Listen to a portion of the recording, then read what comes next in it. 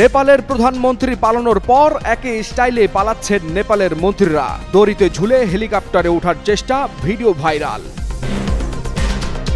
সরকার পতনের পরও থামছে না নেপালের অস্থিরতা।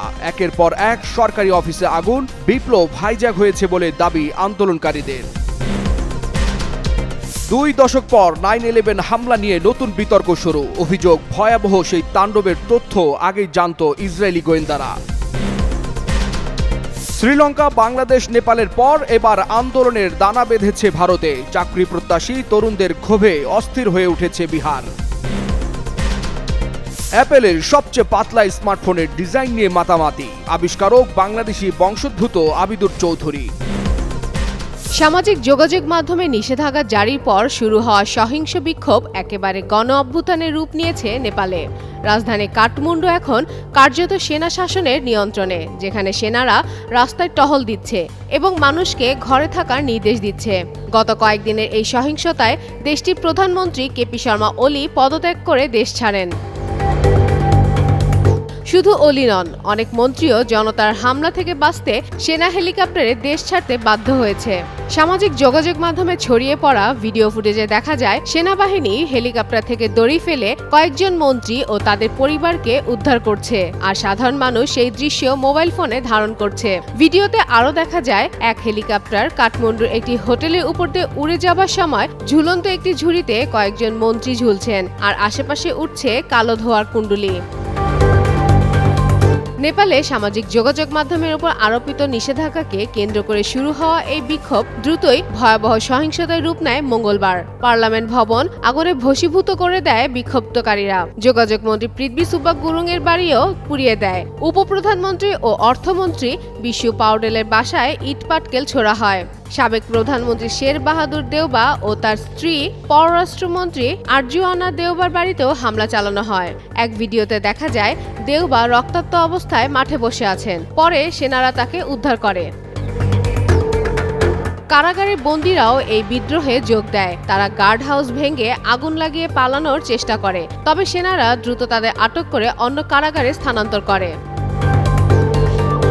নেপালে এই গণ অভ্যুত্থান শুধু সামাজিক মাধ্যমে নিষেধাজ্ঞার প্রতিবাদ নয়, এটি দীর্ঘদিনের রাজনৈতিক, অর্থনৈতিক ও সামাজিক অসন্তোষের প্রকাশ। সেনাবাহিনী এখন পরিস্থিতির নিয়ন্ত্রণে থাকলেও শান্তি স্থায়ী করতে সংলাপ ও দীর্ঘমেয়াদী সমাধানের বিকল্প নেই বলে ধারণা করছেন বিশ্লেষকরা। ফাতেমা ফাতেহজান, যুগান্তর নিউজ। নেপাল বর্তমানে কয়েক দশকের মধ্যে সবচেয়ে বড় অস্থিরতা ও সংকটের মধ্য দিয়ে যাচ্ছে। সামাজিক যোগাযোগ মাধ্যমে নিষেধাজ্ঞার প্রতিবাদে জেনজির নেতৃত্বে শুরু হওয়া শান্তিপূর্ণ আন্দোলন হঠাৎ করেই সহিংস রূপ ধারণ করেছে। গত সোমবার ও মঙ্গলবার রাজধানী কাঠমান্ডুর রাজপথে চলে ভাঙচুর, অগ্নিসংযোগ, লুটপাট ও সংঘর্ষ। ছাত্র জনতার চাপের মুখে পড়ে অবশেষে পদত্যাগ করে দেশ ছাড়তে বাধ্য হয় দেশটির প্রধানমন্ত্রী সহ বেশ কিছু নেতাকর্মীরা। শহরে চেনা চিত্র পাল্টে গিয়ে আতঙ্ক ও সহিংসতা ছড়িয়ে পড়ে জনজীবনে। রাজপথে যদিও সেনাবাহিনী টহল চলছে, কিন্তু পরিস্থিতি এখনো পুরোপুরি নিয়ন্ত্রণে আসেনি। ছড়িয়ে ছিটিয়ে চলছে বিক্ষিপ্ত সংঘর্ষ। সংবাদ মাধ্যম বিবিসি দেওয়া এক প্রতিবেদনে দেখা যায় জেনজি আন্দোলনের নেতারা দাবি করছেন এই ধ্বংসাত্মক কর্মকাণ্ড তাদের নয়, বরং সুযোগ সন্ধানী কিছু গোষ্ঠী আন্দোলনকে হাইজ্যাক করে সহিংসতায় রূপ দিয়েছে। তাদের দাবি স্বচ্ছ, বিশ্বাসযোগ্য ও দুর্নীতিমুক্ত সরকার গঠন, শান্তিপূর্ণ নাগরিক আন্দোলনের মাধ্যমে প্রতিবাদ জানানো। কিন্তু বাইরে থেকে আসা কিছু অরাজ গোষ্ঠী এই আন্দোলনে ঢুকে সহিংসতা চালাচ্ছে। এরই মধ্যে সহিংসতায় জড়িত সন্দেহে বেশ কয়েকজনকে গ্রেফতারও করেছে আইনশৃঙ্খলা বাহিনী। সেনাবাহিনীর পক্ষ থেকে জানানো হয়েছে আন্দোলনের আড়ালে কেউ লুটপাট, ভাঙচুর বা সাধারণ মানুষের উপর হামলা চালালে কঠোর ব্যবস্থা নেওয়া হবে। দীর্ঘ 24 বছর পর বহুল আলোচিত যুক্তরাষ্ট্রের 9/11 হামলার নতুন চাঞ্চল্যকর তথ্য প্রকাশিত হয়েছে। এই হামলা ইতিহাসের সবচেয়ে প্রাণঘাতী সন্ত্রাসী হামলা হিসেবে পরিচিত। 2001 সালের 11 সেপ্টেম্বর হামলায় নিউ ইয়র্কের বিশ্ব বাণিজ্য কেন্দ্র, পেন্টাগন এবং পেনসিলভানিয়ায় আক্রমণ করা হয়। এই হামলা যে শুধু যুক্তরাষ্ট্রকে নাড়িয়ে দিয়েছে তা নয়, পুরো বিশ্বকে এক ভয়াবহ অধ্যায়ের সাথে পরিচয় করিয়ে দিয়েছে। এবার সেই হামলার ঘটনায় নতুন করে আলোচনায় যুক্ত হলেন মার্কিন সাংবাদিক টাকার কার্লসন। তিনি দাবি করেন ইসরায়েলি গোয়েন্দারা হামলার আগেই এই ঘটনার যাবতীয় বিষয়ে নজর রাখত। আসন্ন একটি প্রামাণ্যচিত্র সিরিজে এই বিষয়ে তথ্য প্রমাণ সহ বহু চাপা থাকা বিষয় প্রকাশ করতে যাচ্ছেন বলে জানান তিনি। গত মঙ্গলবার পিয়ার্স মর্গানের অনুষ্ঠান আনসেন্সরড নিউজে অংশ নিয়ে এসব মন্তব্য করেন কার্লসন। তিনি আরও বলেন, ইসরায়েল কখনোই হামলার বিষয়ে তাদের অবস্থান লুকায়নি, বরং তারা মনে করত এই ঘটনার ফলে যুক্তরাষ্ট্র ইসরায়েলের সম্পর্ক আরও শক্তিশালী হবে। তবে কার্লসন স্পষ্ট করেন যে এটি কোনোভাবেই ইহুদিদের দায় প্রমাণ করে না। প্রকৃতপক্ষে এমন কথা বলা হতো যেন আসল প্রশ্নগুলো ধামাচাপা দেওয়া যায়। 2002 সালে মার্কিন কংগ্রেসে দেওয়া নেতানিয়াহুর বক্তব্যকেও টেনে আনেন কার্লসন। সে সময় নেতানিয়াহু ক্যামেরার সামনে এসে বলেছিলেন, এই হামলা ভালো একটি ঘটনা, কারণ যুক্তরাষ্ট্র এখন এমন এক সংঘাতে জড়িয়ে পড়েছে যেটি কয়েক দশক ধরে আমরা অস্তিত্বের লড়াই করে আসছি। যুদ্ধে যেতে গণতান্ত্রিক দেশগুলোকে কখনো কখনো বোমা মেরে বাধ্য করতে হয়। কার্লসন অনুষ্ঠানে ইসরায়েলি আর্ট স্টুডেন্টের কথাও উল্লেখ করেন। 2000 সালের শেষ থেকে 2001 সালের 9-11 পর্যন্ত যুক্তরাষ্ট্রে কিছু ইসরায়েলি নাগরিককে এ ধরনের কর্মকাণ্ডের অভিযোগে আটক করা হয়েছিল। পরে যদিও অনেককে অভিযোগ ছাড়াই ছেড়ে দেওয়া হয়। আর সেটি নিয়ে কার্লসন দাবি করেন, তাদের মধ্যে কেউ কেউ হামলার ভিডিও ধারণ করেছিলেন এবং আগে থেকেই হামলার তথ্য জানতেন। অপরদিকে 9/11 হামলার দিন দুটি ছিনতাইকৃত বিমান নিউ ইয়র্কের টুইন টাওয়ারে আঘাত করে। আরেকটি বিমান আছড়ে পড়ে পেন্টাগনে। পেনসিলভানিয়াতে একটি বিমান ধ্বংস হয়।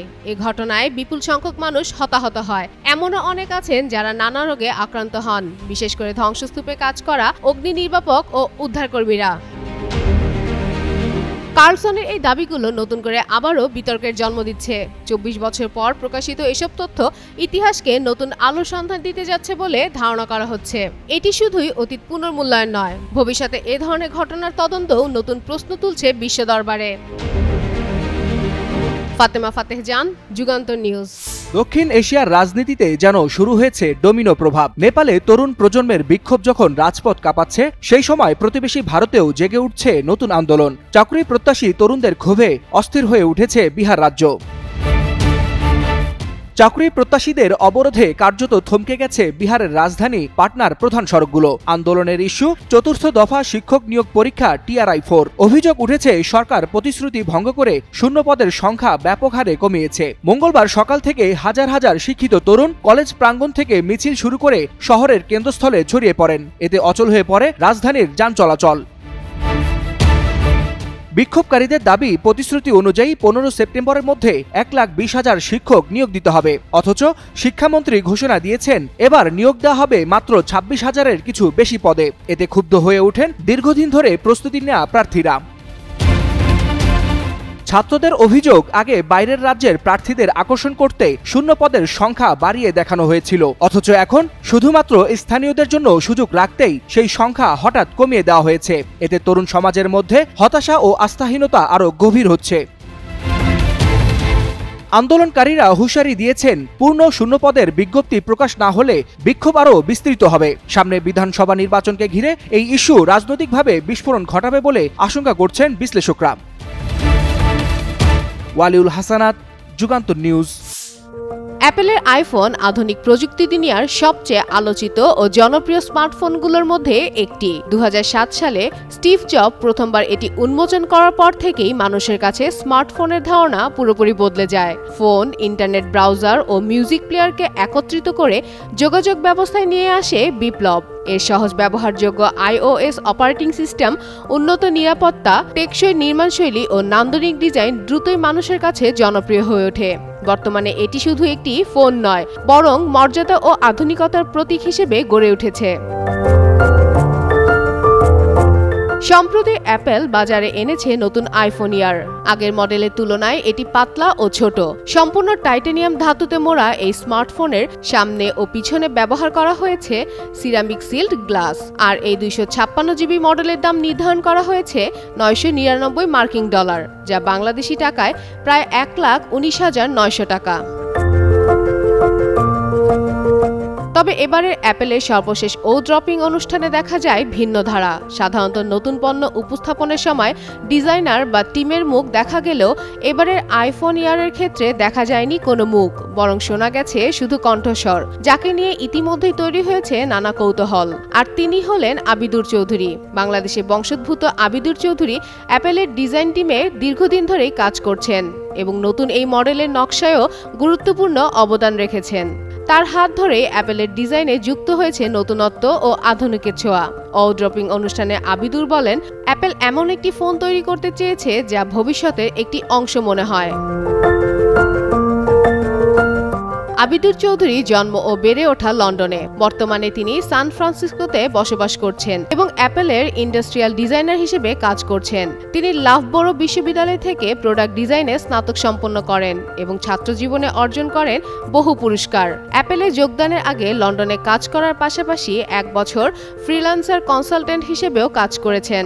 2019 সালে অ্যাপেলে যোগ দেওয়ার পর তিনি বিভিন্ন মডেলের নকশায় গুরুত্বপূর্ণ ভূমিকা রাখেন। আইফোন ইয়ারের ক্ষেত্রে ক্যামেরা, চিপসেট ও সিস্টেম মডিউল ফিট করাতে বিশেষভাবে ক্যামেরা প্লেটের পুনর্নির্মাণের কাজ তার নেতৃত্বে সম্পন্ন হয়। আইফোনের দীর্ঘ ইতিহাসে প্রতিটি নতুন প্রজন্মই এনেছে ভিন্ন অভিজ্ঞতা। 2007 সালে প্রথম আইফোন আসার পর থেকে আইফোন 3G, 4, 5, 6 হয়ে 7, 8, X, 11 থেকে সর্বশেষ 16 সিরিজ পর্যন্ত এসেছে নানা উন্নতি নিয়ে। বড় screen, retina display, touch ID, face ID, শক্তিশালী প্রসেসর, উন্নত ক্যামেরা ও কৃত্রিম বুদ্ধিমত্তা সবকিছু মিলিয়ে আইফোনকে রাখা হয়েছে সবসময়ের সেরা জায়গায়। আর এবার পাতলা ও আধুনিক নকশায় আইফোন এয়ার যুক্ত করেছে নতুন অধ্যায়। ফাতেমা ফাতেহ জান, যুগান্তর নিউজ।